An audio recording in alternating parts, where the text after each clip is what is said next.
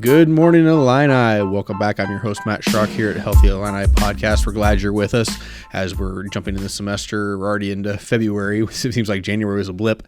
Just kind of blinked and went by. But we're into February. We're in the semester. And we're excited to talk about a topic that we really haven't approached at all on this program. It's something you might not think about when you think health and wellness necessarily, but as part of that is the financial health and wellness. And so we are talking today about salary negotiations, and I am thrilled to welcome back Dradari Renee. He was here with us in November talking about leveraging your LinkedIn profile. He is part of the Career Center here at the University of Illinois, the Assistant Director of Employer Relations and Professional Connections. Dradari, thank you for being back with us. Oh, Matt, I'm just excited to be back here. I really enjoyed talking to you last time, and so we had kind of talked afterwards about some other ideas, and salary negotiation came up, and I thought it was a great thing because, you know, college is a journey that you spend 12 plus years in elementary and high school preparing for. You think about it, it's got excitement, and then you get there and it's got all these challenges and growth, and you gain all these new experiences and new knowledge and new friends and all these things, and the whole purpose is to kind of point you towards a career, right? And you're building towards that career. But then I know a lot of students are like, they get to the end, they're like, what do I do now? Because they've been planning for college and college is done, and now they're heading the career is this great unknown thing. And so now they're trying to figure out all the aspects of what to do when stepping in your first professional position. You know, where you're going to move, who you're going to be with, how you're going to, what's the area going to be like, you know, your job, all these things. And the one thing that very few people think about is salary negotiation. That's just it's an afterthought, if a thought. Right. So I want to start right there, and I'm going to kind of just open it up to you. But, you know, somebody's graduated, they've done an interview, and now they've been given an offer. How do you react to that as a first time career person? Well, Matt, let me put you in the shoes of any young student finishing out their college degree. OK, so Matt, I need you to just close your eyes for a second. Got you. Think about this. OK, so imagine in the past few months, you just applied to 50 jobs, right? With your degree in finance or your degree in communications. And within those 50 jobs you applied, you only got invited to 10 interviews, just 10. And then within those 10 interviews, those are only first rounds. And you've been invited to 5 final round interviews. And after those 5 interviews, you only got 1 offer. So Matt, open your eyes for me, man. All right. How would you feel? How does that feel knowing that you only have 1 offer out of that? Once you heard about that, you got that 1 offer. Well, in that initial, I'm probably going to take it because I'm relieved to have that 1 offer. It's that relief because there's been, you know, through the process, you've got all the questions, all the worry and the concerns, and, you know, all the things you hear about job market and things like that. So if you finally get that, you're going to breathe real quick, but you're going to jump on that pretty quick too. Exactly. And that's what's so amazing about getting your first offer, that sense of relief to know that you're finally getting recognition from an employer, a company, an institution, knowing that you are the best fit for them. And initially, when you get that phone call, all you want to do is feel so excited, jump off the roof, jump off the walls. And at first, it's like a dream that came true because you probably find that dream career or your first destination. But naturally, you just want to say yes to everything because it's all they want to do and hype you up consistently. But really, I think you need to breathe and think what is being offered to you in front of you today by those employers, and what they're trying to offer you as you're coming into the company.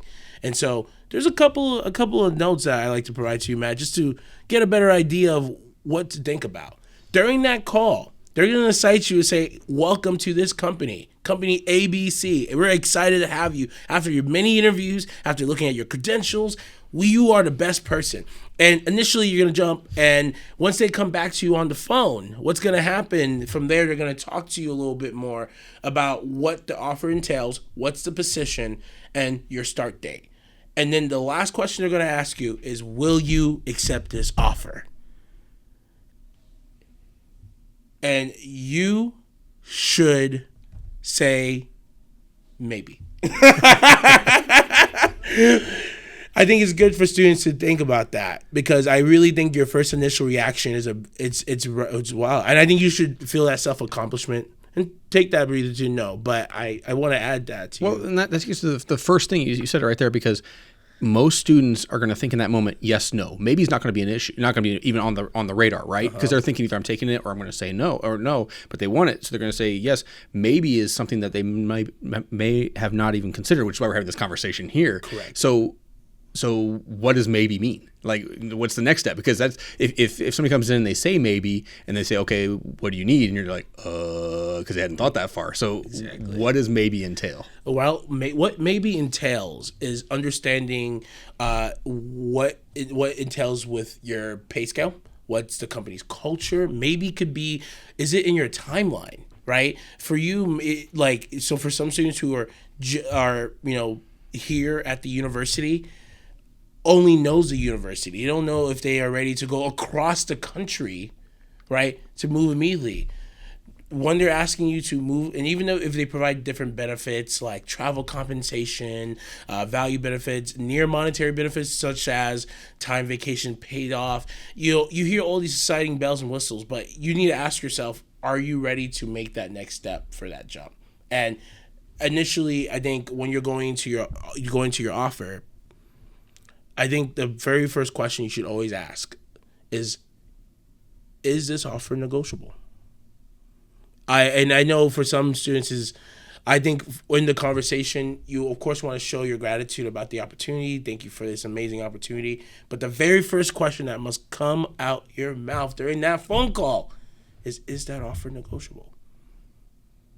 And from that idea, you will know that they're going to ask a lot of, there are different areas that they'll ask about, telling you, what's in your mind, or maybe what is other things that you have in mind. And initially you want to be able to think about where you're at, where you're standing, what that pay range might be, what are some benefits you care for, and lastly, are you in the right place and right time within its work culture, the work environment? I know for a lot of other individuals who are coming into different industries, maybe sometimes their market is not the best moment in time, and maybe you might have to divert the area of work you're trying to do and think about the activities you might get into. So I think that's the maybe, Matt. And most importantly, I think every student needs to start with their fair share of research when that happens. So let's break it down a little bit for somebody who's listening and they're like, I've never even thought about this side of the conversation, right? It's called salary negotiation. And for a lot of people, when you say salary, it goes immediately to $2, right? What's the money I'm making? But when you're talking about a position in compensation, there are things that don't necessarily have a dollar value added to them explicitly. Correct. But inherently there's a dollar value. So you talked about some of the benefits. What are some benefits that students should be looking at or considering when they're looking at an offer that may not have a dollar sign tagged to it, but impacts that bottom line of the what they're making and how it functions and things like that? I think the first thing that comes in mind for me, Matt, is understanding your start date.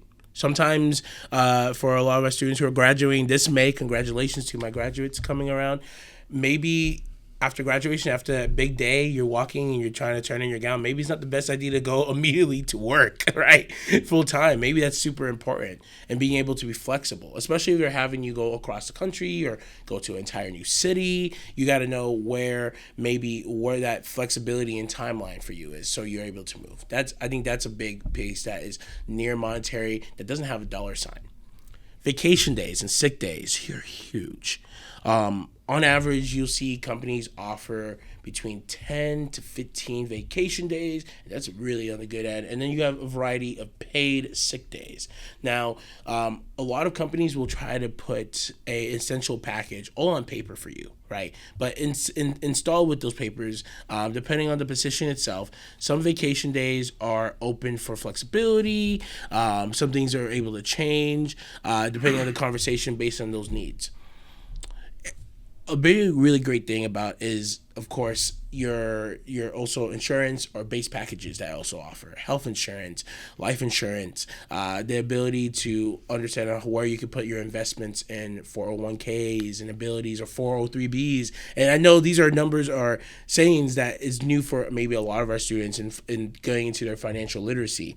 But understanding about how maybe that piece moves in the future, what those professional development opportunities is a big piece of like, how do I continue growing in my career? Even though throughout the interview, you might have a chance to ask a little bit about that, but this is a really good time for you to go even more depth to make sure that you feel like that company is the best professional home or first home for you. And that professional development piece is something that a lot of people don't think about when they go in. They're like, I got this job and everything's great, but you still need to be thinking future. I mean, it's hard in that moment because, like you said, you're bouncing off the walls because you've achieved something that you've been going for, right? And not to diminish that moment, not to escape, not to to go away from that moment, but at the same time, you have to have that idea of, okay, I'm here, but I don't want to stay here forever.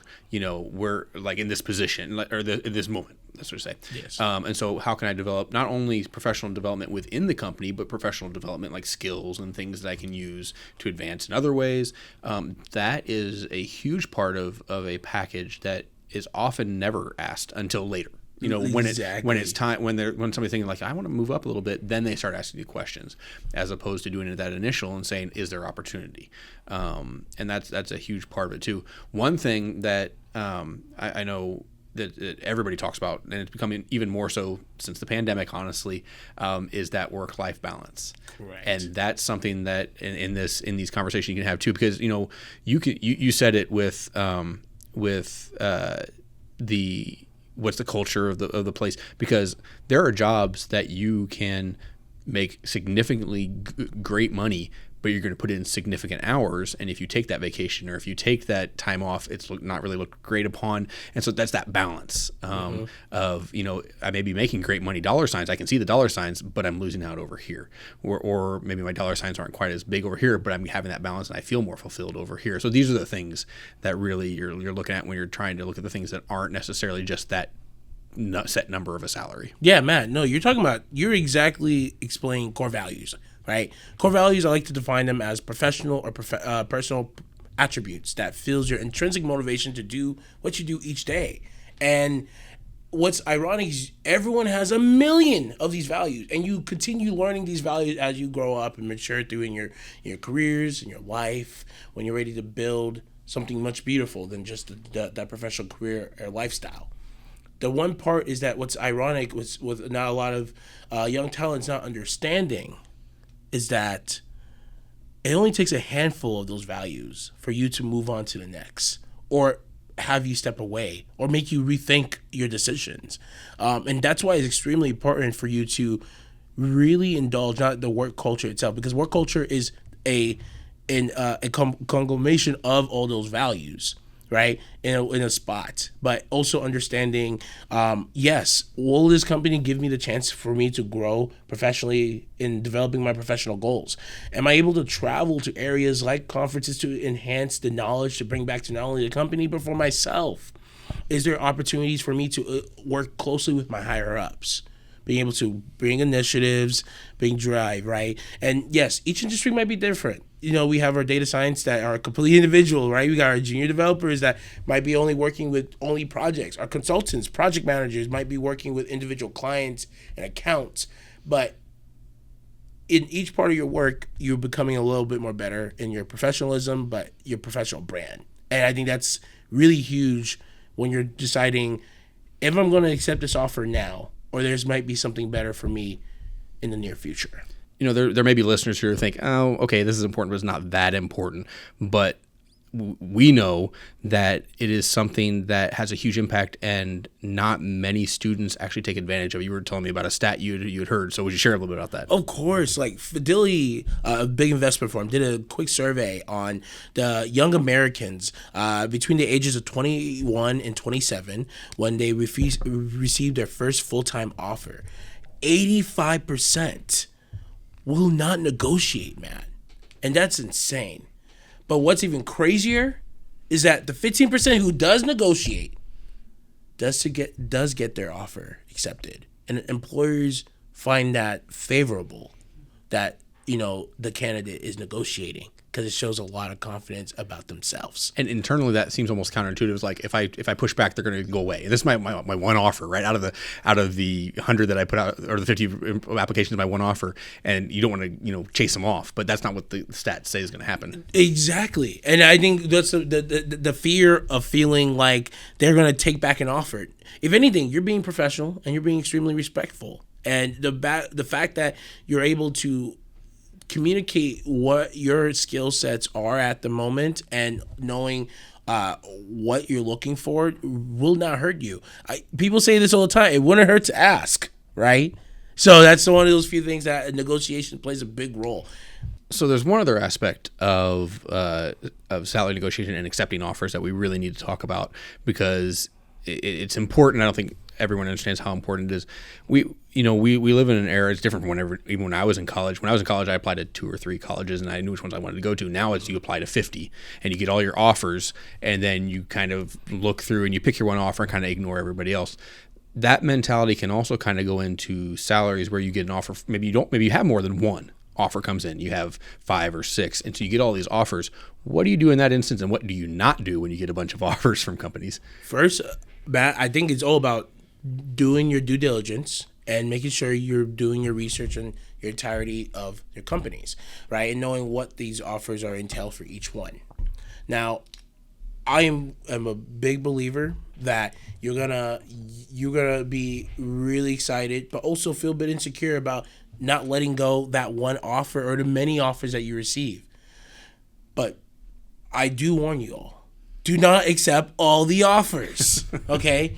What happens is you would like to make sure that when you're going to talk to a variety of companies, especially if you get the offer then and you need to make a decision on the spot, I think it's really great to ask to the hiring manager, the employer, your supervisor who you're talking to at that moment, if there's an opportunity for you to sit and think about the offer, get time to evaluate and digest what the offer is going to give to you, so you give the ability to give you that chance to evaluate all the other offers that come. But please do not accept all the offers, because what happens is that's called negating an offer, where you get one from another company, and you accept both. Eventually you have to choose one. It's hard to work 2 full-time jobs, let me tell you, okay? And it takes a lot of resources for a lot of companies to start training and set you up for success. And if you decide to negate an offer, you could cause to burn a lot of bridges, potential networks, and even worse, being blackballed from your particular industry, especially for my individuals in finance, consulting, and tech. That is the biggest no-no of any salary offers or getting your first job offer ever, to accept multiple offers without understanding the benefits or understanding what the consequences. There's an idea of it's always good to get your foot in the door when you're going into a company. You can also get a door shut in your face because you did something like this sort of thing. So, it's really important not to play with companies like that, because companies don't play. They do not. They do not, Matt. I'm going to a little sidebar here for anybody listening. You heard the thing professional brand. If you're not really sure what that's all about, go check out episode 131, Leveraging LinkedIn, because we talked a lot about professional brand on that with Jardari last time. So feel free to go back and check that out. But back to our conversation today. You mentioned the industry. And that takes me back to a question I wanted to ask you, because this is a lot of stuff that we've talked about, that we're talking about in the moment of talking to the hiring person, right? Correct. You're having this back and forth. Manager. You're asking about opportunities. You're asking about vacation and things like that.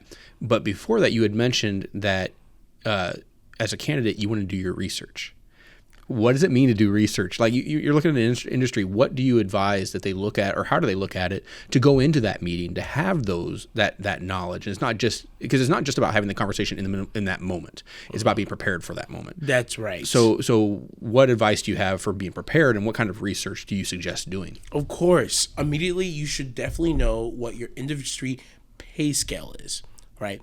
How a pay scale is described as the dollar sign, or the monetary value within your current industry and their trends within 5 to 10 years, and what that salary looks like over the next 5 to 10 years, correct? And so that being said, a lot of things is knowing what your position itself might entails and what's the average that the company provides.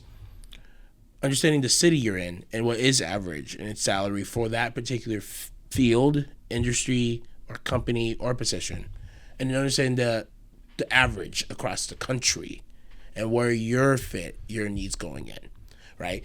Very important when it comes to understanding that research. Secondarily, you need to know the key skills and components that the company needs, right? Take advantage of that. Leverage that. If you're hiring an expert to make an entire new app and you know how to code to develop that front end development to make the most beautiful app in the world, leverage that. If you know you have that skill set, leverage that as an area for you. You have soft skills and hard skills that could 100% continue building out your value and benefits. And knowing that piece could also help you leverage your conversation on increasing your pay scale. Another big piece I think you need to know is, of course, your location, work times, and of course, sometimes is possible, but not all possible, supervisory style, right? Maybe in a lot of companies, they are a lot more autonomous, knowing what the work environment might look like. You might find out you're working 40 to 60% remote, understanding where that work location might be. I think it's important to know what the cost of living of your areas are going to show, because if you are realizing that at first, trust me, a great example is living in California. You think having that $90K sounds great as a starting salary, but the cost of living there before the poverty line is at $110,000 a year. So maybe it's a good idea to see if it's possible to see if that's the location for you in the area. But there's many components, but I like to say those are the big three I like to highlight, is making sure you know your cost of living, your pay scale, and of course your skill sets you're going to leverage and what they need from you. I was gonna say, if you want to, if you're listening, you're trying to figure out what do you mean by cost of living, go look up what an apartment costs in New York City and what a house costs in Arkansas. You know what I mean? Like Yes. you can get a small house for the amount you can get a small apartment in New York. So it matters. It makes a big difference. The other part of that is, are you going to be living close by? What's your travel cost to and from your work? Like I commute 45 minutes right now to work and back. My choice, totally fine, but that adds a cost, right? That adds a cost to my my life. And so these are things that you need to have that knowledge of. So if just, you don't have to give a long answer on this, but just real quick, if you could suggest, where does somebody start looking for this? Like you're talking about salary, like what resources do you suggest to find this information? Of course, one big thing, let's say for your pay scale, understanding what those averages are and knowing those numbers. I love to utilize ONET. ONET Online is an amazing website that's backed up by the Bureau of Labor Statistics, or BLS. Think of it as the Bible of all U.S. jobs, okay? And they do a really good job creating a profile for each career or career interests that you're in. And for each career interest, they give you the average salaries based on the state and the location you're in at that moment, even by the city or town. And that's even beautiful because now you got that number on average. And they stay up to date every fiscal year, meaning that those numbers stay as consistent, shows that rise or lower, it happens, right? Or decrease, right? And you get to know where that might be for you. I'm a huge fan of Glassdoor. Now, a lot of individuals feel that Glassdoor could be a little informal, as you do get opinions from individuals who have worked within the company. But I think Glassdoor is a really amazing resource to understand not the company values, its culture, what is the salary and averages within the position you're going in, as well as kind of navigating the area, especially if you're looking at a certain city. Glassdoor does a really good job talking about the average cost of living by pulling out couple statistics through the U.S. Census and kind of giving you a very simple or like a simplified platform of understanding, okay, these are the numbers you're looking at. Okay. And then, I'm the biggest fan of research. Research is really important. I'm talking about utilizing Google, being able to know your city, know the place they're having you located. Sometimes the information is much more nuance at first because it's just like, well, what do I compare prices? And I think for a lot of our young talent going in, I think the more information you have, the better. And for you to kind of navigate and leverage the conversation to go on your behalf. So we've talked about what happens kind of in the interview, kind of the idea that this is okay, that these are things you're looking at, that's okay to say maybe, that kind of thing.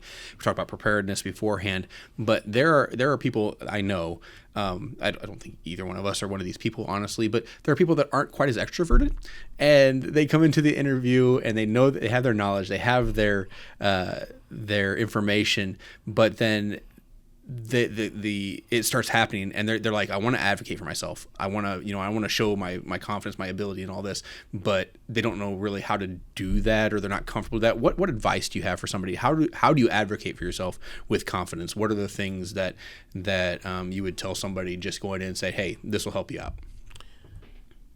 I like to say, let's start by breathing. Like, just remember how far you have come. I think a great reflective exercise is to kind of think about the previous year you're in and the moment you're at this part, because there's a lot of different things you have done and accomplished, right, to put yourself out there. And I think confidence kind of builds over time as you get more recognition, maybe some of those accolades that might be nice. But I think the self-recognition at this moment is you have been chosen for a big opportunity, and knowing that you're here on that phone or over that Zoom call ready to kind of advocating this might really play a big role. I think also ways to make sure you build out your confidence is, I really, really love for our students who are listening right now to really think about what some of those experiences you have written out, and taking that reflection as well with you, because again, they chose you for that big job for that area. And once you've done your research, I think, and you're advocating of knowing, you know what, this is where they're offering, I know what the state is offering me right now. Okay, now I have a lot more confidence to leverage. The ability to know that, okay, they're really looking for someone who knows this specific coding language, and I know that. Now, a lot of people know that. Has to build that confidence. Going into the conversation, there will be times, yes, you will be put on the spot to be asked what is the best fit for you and what you're thinking, right? And I think to give you even I like to call this a safety blanket for my individuals who are afraid to talk about numbers and pay scales, just for the norm, to break the social norm. Okay, there's a thing called contingency pay that a lot of individuals forget when they negotiate in salaries. Like, let's say the salary that's in front of you right now, or the benefits that are provided, are just okay for the moment you're in, but you would love to still work forward with the company just because you enjoy its work culture. You have the right to ask if there's a possibility within the first 6 months, or I like to say first 2 quarters, or the first year, to be able to have the opportunity to relook at your salary, have a re-conversation, right? And if your hiring manager or your supervisor is agreeing with this, you could have that be written on paper and create that security for you by the time where conversations about promotions and knowing your self-worth, it's there. And I think feeling that you have that, I think for a lot of our students who are getting these offers today as we speak, Matt, I think really could do them a solid and feel a little more safe, a lot more confident that they have that ability. Right.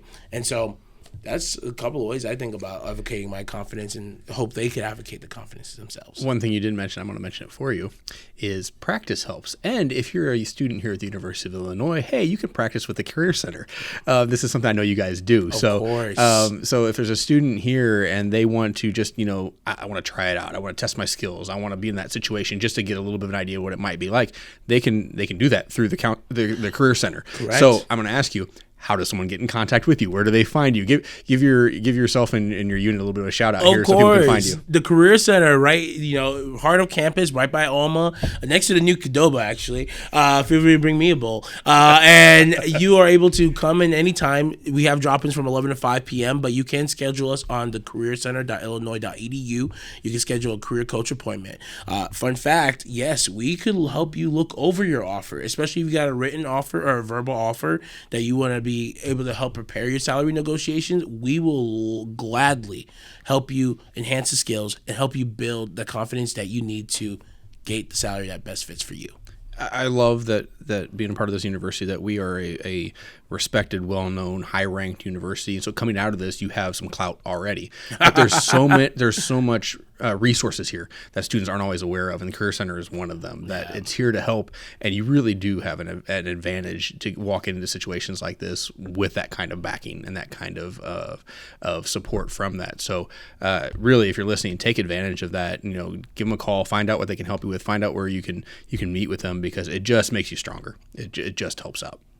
But Jadari, thank you. We've covered a whole lot here, and there's a whole lot more. So again, reach out to him, because there's a whole lot more there. But I appreciate you breaking down a concept that a lot of people haven't thought about, have never even considered when they start thinking about their first job. And when in the moment, it's one of those, it's just like any sporting event. I'm a huge sports fan. You in the heat of the moment, you kind of go back to your baseline.